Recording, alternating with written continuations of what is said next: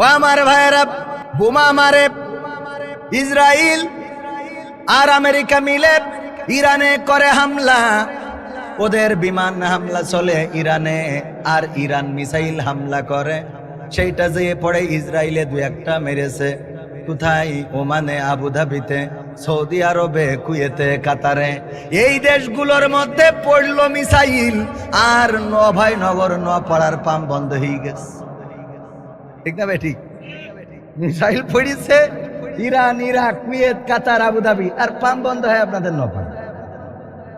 এ সহ্য না করি পারা যায়? এই ঠিক বলছি না? ঠিক বলছি। কোথায় পড়ে মিসাইল, সেই সব দেশে এখনো গাড়ি বন্ধ হয়। ওই সব দেশে এখনো গাড়ি বন্ধ হয় নাই। ওই সব দেশে এখনো সিরিয়াল দিয়ে পেট্রোল নেওয়া লাগে না। ওই সব দেশে এখনো অকটেন সিরিয়াল দিয়ে নেওয়া লাগে না। কিন্তু মিসাইল পড়েছে ওই দেশে, আর আমাদের দেশের তেল পাম্পের মালিকেরা তারা অমনি টাঙ্কিতে থাকা সত্ত্বেও লিখে দিয়েছে পেট্রোল নাই, অকটেন নাই। বলেন ঠিক না বে ঠিক? কারণ আমরা পত্রিকায় দেখছি অপারেশন চালায়ে, অভিযান চালায়ে দেখা যাচ্ছে যে টাঙ্কিতে হাজার হাজার লিটার পেট্রোল রয়েছে। এইগুলো থাকার পরেও লিখে দেয় পেট্রোল নাই। ও আল্লাহর বান্দা, এই পেট্রোল তুই কবরে নিয়ে যাস, কারণ কবরে তো জাহান্নামের আগুনের খড়ির অভাব পড়ে গেছে নাকি? তুই রেখে দিয়েছিস, তুই মরি গেলে কি দেখাবে পেট্রোল? তোর কি কবরে দিতে হবে? ওই নে যে কবরে আল্লাহর কাঠখড়ি কম পড়ে গেছে, তো জাহান্নামে জ্বালাই না জন্য পেট্রোল তো ধরাইতে হবে। করা যাবে এগুলো? আবার পেট্রোলের অপচয়। আমার শীতকালে দেখলাম কিছু টিকটকার আল্লাহর বান্দারা পুকুরের মধ্যে পেট্রোল ঢেলে দেয়, হেডায় আগুন ধরায়। এই অপচয় করবা এখন বোঝরে। এখন আবার ওরা টাঙ্কি ঘাড়ে কর বাইন্দে নিয়েতে যাচ্ছে তেল পাম্প। কোনে যাব? কি জ্বালা! হরেক রকম বাবা তোমার দরবারে সব পাগলের খেলা। হরেক রকম পাগল দিয়া মিলাইছো মেলা, হরেক রকম পাগল দিয়া মিলাইছো মেলা। বাবা তোমার দরবারে সব পাগলের খেলা। ইস্যুর পরে ইস্যু আসে, কত ইস্যু আসে পাশে। ইস্যুর পরে ইস্যু আসে, কত ইস্যু আসে পাশে। তদন্ত করিতে গিয়ে ফুরাই যে বেলা, তদন্ত করিতে গিয়ে ফুরাই যে বেলা। বাবা তোমার দরবারে সব পাগলের খেলা, বাবা তোমার দরবারে সব পাগলের খেলা। টেলিভিশন টকশোর মাঝে কত বিজ্ঞানী টেকো আছে। ঠিক না বেঠে? টেলিভিশন টকশোর মাঝে কত বিজ্ঞানী টেকো আছে।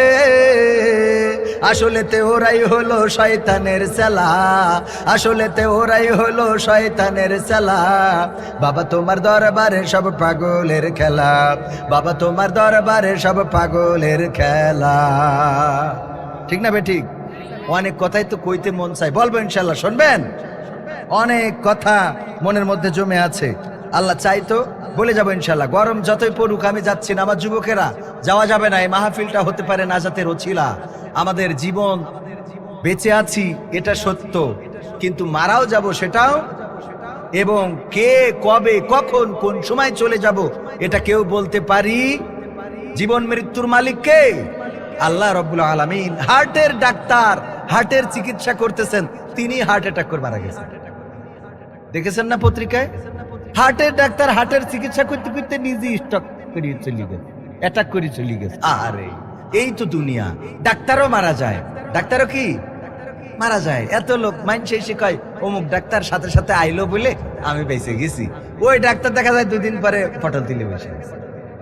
তাহলে কি ডাক্তার বাঁচাইতে পারে? বাঁচানোর মালিক কে? চাইনিজ একজন ব্যক্তি মৃত্যুর সময় সন্তানদেরকে ওসিয়ত করলো, গো সন্তানেরা, আমি মারা যাওয়ার পরে 3টা কাজ করবা। 1 নম্বর হলো আমার কফিনটা যখন আমার কফিনটার মধ্যে যখন আমাকে ভরবা, তখন ওই কফিন থেকে 2টা হাত বের করে রাখবা, 2টা হাত যেন বের করা থাকে। 2 নম্বর হলো আমার কফিনটা যখন নিয়ে যাবা গোরস্থানের দিকে, তখন টাকা পয়সা দুই পাশ দিয়ে, রাস্তার দুই পাশ দিয়ে ছড়াইতে ছড়াইতে যাবা। আর 3 নম্বর হলো আমার কফিনটা বহনের সময় 4 জন ডাক্তার দিয়ে আমার কফিনটা বহন করবা। সন্তানেরা বলল, বাবা এমন সিদ্ধান্ত কেন দিলে? কেন তোমার হাত বাইরে রাখতে হবে? কেন কফিনটা ডাক্তার দিয়ে বহন করতে হবে?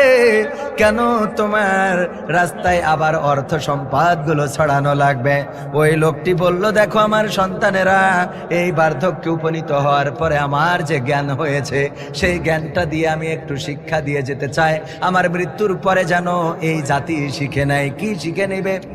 কি শিখে নিবে? ও গো বাবা বলল, আমার 2টা হাত কফিনের বাইরে রাখবা।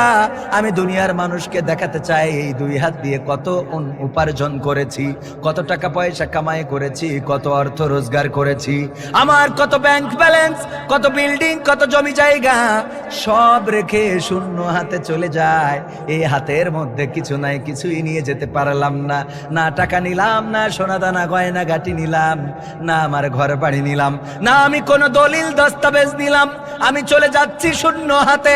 আমি এই শূন্য হাতে যেভাবে যাচ্ছি, এভাবেই সবাইকে শূন্য হাতেই চলে যেতে হয়। এটা আমি শিখিয়ে যেতে চাই, জানিয়ে যেতে চাই। 2 নম্বর হলো, আমার ডাক্তারেরা কেন কফিনটা বহন করবে? আমি দুনিয়ার মানুষকে দেখাতে চাই, ওগো দুনিয়ার মানুষেরা দেখে নাও, কোনো ডাক্তার কোনো মানুষকে বাঁচাতে পারে না। কারণ এই ডাক্তাররা দেখো কফিন বহন করে। তারা যদি বাঁচাতে পারতো, তাইলে এই মানুষটাকে আজকে কবরে যাওয়া লাগতো, কবরে যাওয়া লাগতো না।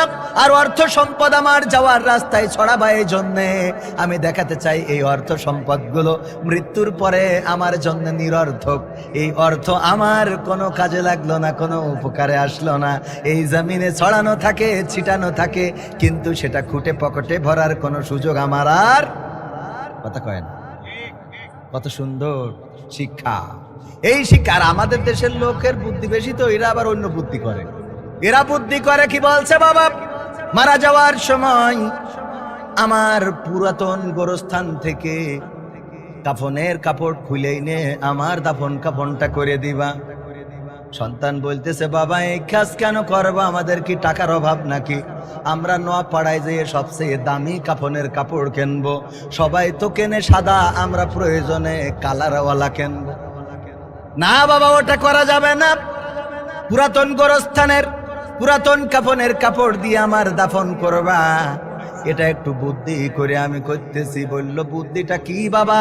যদি একটু শিখাইয়ে যেতে। বলল, দেখো সারাটা জীবন অন্যায় করলাম, গুনাহ করলাম, জেনা করলাম, ব্যভিচার করলাম, সুদ খাইলাম, ঘুষ খাইলাম, আলেম ওলামাদের পিছে লাগলাম, কোরআনের আইনের বিরুদ্ধে চললাম, এত অন্যায় করেছি। এই জমিনের উপরে মারা যাওয়ার পরে আল্লাহ আমারে ধরবে ধরবে রে, মুনকার নাকির পাঠাই দিয়ে বলবে, মান রব্বুকা ওয়া মান দীনুকা ওয়া মান নাবিয়ুকা। আমি তো আল্লাহরে রব মানি নাই, আমি তো ইসলামকে দিন মানি নাই, আমি নবী মুহাম্মদকে নেতা মানি নাই সাল্লাল্লাহু আলাইহি সাল্লাম, তার নেতা মানি নাই। কবরে যাওয়ার পরে যখন আমি এইগুলো বলতে পারবো না, তখন তো বাটাম টানা শুরু হয়ে যাবে। এই জন্যে পুরাতন কাফনের কাপড় দিয়ে যদি আমারে দাফন কাফন করো, মুনকার নাকির এসে যখন বলবে, মান রব্বুকা ওয়া মান দীনুকা মান নাবিয়ুকা, আমি বলবো, আমি এই প্রশ্নের উত্তর আর কতবার দেব? আমি এই প্রশ্নের উত্তর আর কতবার দেব? আর কতবার দেব? তোমরা কারা? আমার ভাইজান বলছে, জিজ্ঞেস করবে, তোমরা আবার কারা? কোত্থেকে এসেছো? কোত্থেকে এসেছো তোমরা? কি খবর? কিসের জন্য আসলে? আমরা মুনকার নাকির তোমারে প্রশ্ন করার জন্য আসছি। বলবে, আমি আর এই প্রশ্নের উত্তর কতবার দেব রে? কারণ কি? কারণ আমারে কি দেখে বোঝো না? পুরাতন কফনের কাপড় দেখে কি টের পাও না আমি আজকের লাশ না? এই কাপড়ের কাপড় দেখে বুঝতে পারছো না যে আমি কবে মরেছি? কাপড়ের কাপড় ছিঁড়ে যাবার লাগিছে।